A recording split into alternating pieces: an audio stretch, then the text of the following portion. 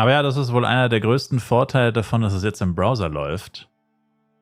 Weil bei FlivePC, also nicht nur war es bei mir so, dass ich, wenn ich, also das halt Norton, also ich hatte, glaube ich, öfter Probleme mit Norton, also mit meinem Antivirenprogramm.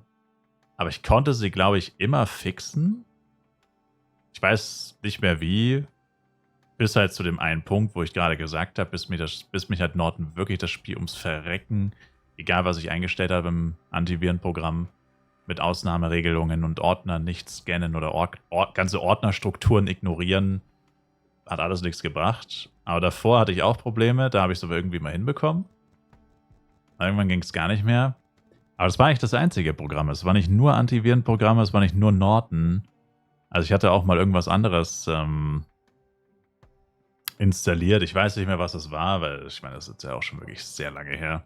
Mein Norton deinstalliert, ich glaube, es war 2018 oder 2019 oder so. Dann das ist schon wieder gefühlt Ewigkeiten her. Aber da muss man schon sagen, also das war ja nicht Flive, war dadurch das Problem, das war ja der Game Guard. Also quasi die Antiviren, also oder Anti-Cheater-Mechanik von Flive, das war ja das Problem. Also Flive an sich war ja nicht das Problem, sonst war ja das der Game Guard quasi. Aber da muss man wirklich sagen, etwas, woran ich persönlich bis wir jetzt drüber gesprochen haben, weil ich auch nicht mehr wirklich drüber nachgedacht habe, aber das ist wohl wirklich einer der heftigsten Vorteile davon, ein Browser-Game zu spielen. Dass das eigentlich, ich meine, keine Ahnung, unter Umständen kann es vielleicht trotzdem Probleme mit irgendwelchen Programmen geben. Aber wenn ich jetzt raten müsste, würde ich sagen, eher unwahrscheinlich. Also wird es ja wahrscheinlich eher nicht so häufig vorkommen, dass dein ganzer Browser irgendwie mit einem Programm Probleme hat und dann deswegen dein Browser-Game nicht geht oder so. Das kann ich mir jetzt eher nicht vorstellen. Unter seltenen Umständen vielleicht schon möglich, aber das wird jetzt nicht die Regel sein. Aber bei Flive war es ja wirklich so, dass auch im Discord, also Kaspersky hatte, glaube ich, auch immer noch Probleme, also noch ein Antivirenprogramm. Und viele Leute haben da irgendwie einen Discord, vor allem so ab 2018 oder so, also als der Support dann auch immer, oder das Spiel auch immer in Anführungszeichen schlechter wurde, haben immer wieder Leute geschrieben, dass sie irgendwelche Probleme haben. Dann war es immer so, oh, okay, mach mal dein Antivirenprogramm aus. Hast du schon das deinstalliert? Guck mal, ob dieses Programm läuft. Und das war ja dann wirklich ein richtiger Tech-Support, teilweise im Stream dann 5 Leute probiert, jemandem dabei zu helfen, dass er sein Spiel überhaupt starten kann. Oder was auch oft war, war ja dann, du öffnest zwar das Game, also das Game wird nicht direkt geblockt, aber es schließt sich nach ein paar Sekunden einfach wieder.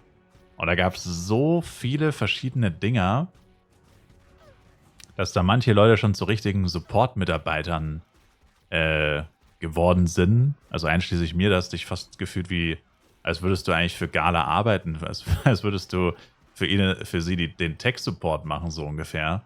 Weil da so viele verschiedene Probleme kursiert sind und es für alles gefühlt 50 verschiedene Lösungsansätze gab. Keiner wusste, welcher funktioniert. Einfach mal alles ausprobieren.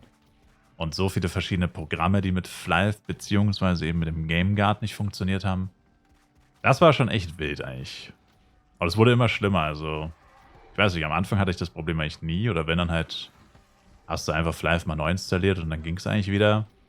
Aber je später die Probleme aufgetreten sind, also später in den Jahren, desto mehr Probleme und desto schwieriger waren sie zu fixen. Also es war schon echt krass, teilweise. Das ist etwas, worüber ich tatsächlich schon länger nicht mehr drüber nachgedacht habe. Aber das ist halt auch etwas, woran man jetzt nicht so aktiv denkt, weil wenn FlivePC gut funktioniert hat oder wenn du keine Probleme hattest, dann ja. Aber das war jetzt auch nicht permanent. Aber es gab halt immer mal wieder Probleme. Und das ist halt schon frustrierend. Du willst abends einfach nur eine Runde zocken und dann musst du erstmal wieder Tech-Support seinen Urgroßvater machen. Das ist natürlich schon ätzend. Aber ja, das Problem hat man jetzt zum Glück nicht mehr. Momentan. 8 Char-Taktik wäre mit dem Klient auch schwer. Ja, das kommt drauf an, wie gut dein PC ist. Also ich hatte 8 Char-Taktik bei FlivePC auch, meistens. Oder mindestens 6 Chars hatte ich eigentlich immer offen. Aber oft auch die vollen 8. Also, Das war eher davon abhängig, wie gut halt dein PC ist. Das waren mehr deine Voraussetzungen, ja. Also ich meine, klar, das Spiel hat mehr Ansprüche gehabt. Wobei, jetzt gibt es auch ein paar Leute, die sagen, dass 8 Chars nicht geht bei ihnen. Also es ist nicht mal so, dass im Browser so ultra... Also es ist auf jeden Fall besser oder leichter. Aber ultra leicht oder bei jedem geht es trotzdem nicht. Wenn du so einen Gammel-Laptop hast, so einen Uni-Laptop oder so, oder Tablet-Handy, dann kannst du es auf jeden Fall vergessen. Also, ja, die Voraussetzungen sind schon weniger, aber trotzdem. 8-Char-Taktik nicht bold, aber eine volle Party halt damals. Wenn du keinen Bock hast, dass Leute die ganze Zeit liefen, volle Party machen. Plus Shops, während man levelt.